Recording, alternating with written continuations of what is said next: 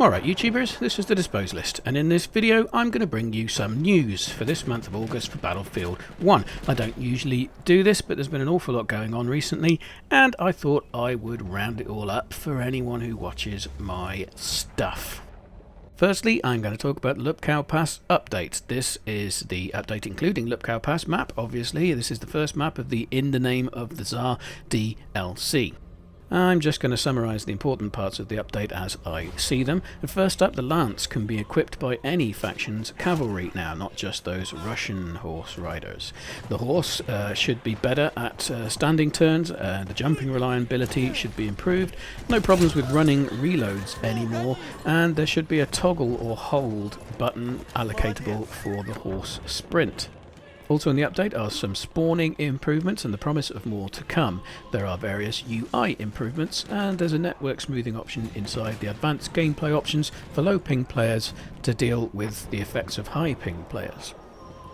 There are bug fixes to prevent late damage effects from lossy high ping connections and to prevent stacking of damage and suppression from high ping players. There's also a fix that vehicle destruction transitions to destroyed state happen flawlessly, so you shouldn't be seeing planes duplicating themselves when they're destroyed mid-air, for example. There is also added DirectX 12 multi-GPU support, and last but not least, added front lines to Monty Grappa and to Ballroom Blitz.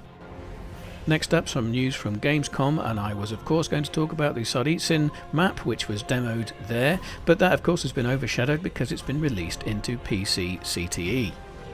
So, of course, I've already made a couple of videos you can see in my channel. Just a brief summary is that it's a small map with one horse and one tank each side. It's a Russian civil war, so Russians on both sides. One the White Imperialist Army and the other the Red People's Army.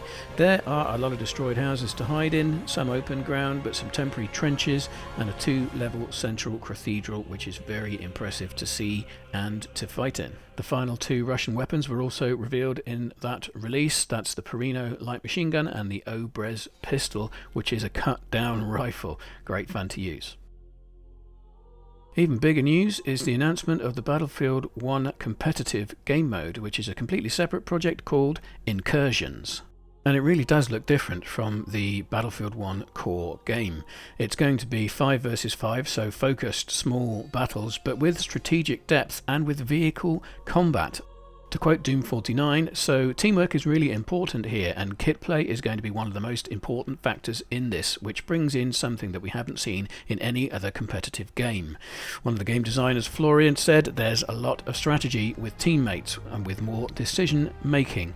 And you can see on screen right now there's a complex kit selection lobby where the coordination of those kits is obviously of prime importance. Further making it clear that this is different from a cut-down version of the core game, there's even a different scoring system based on something called sets.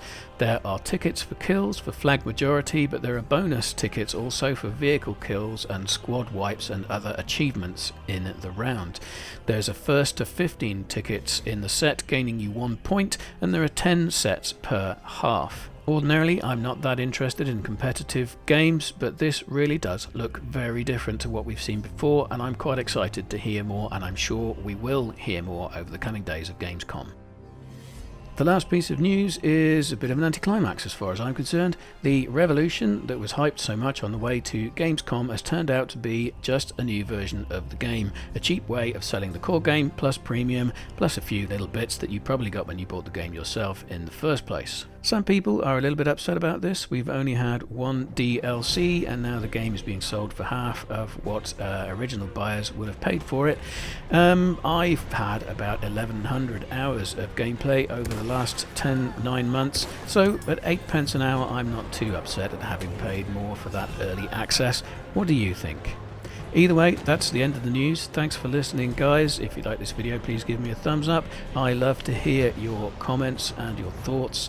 And if you must, give me a thumbs down, of course, and I will speak to you next time. Thanks for listening.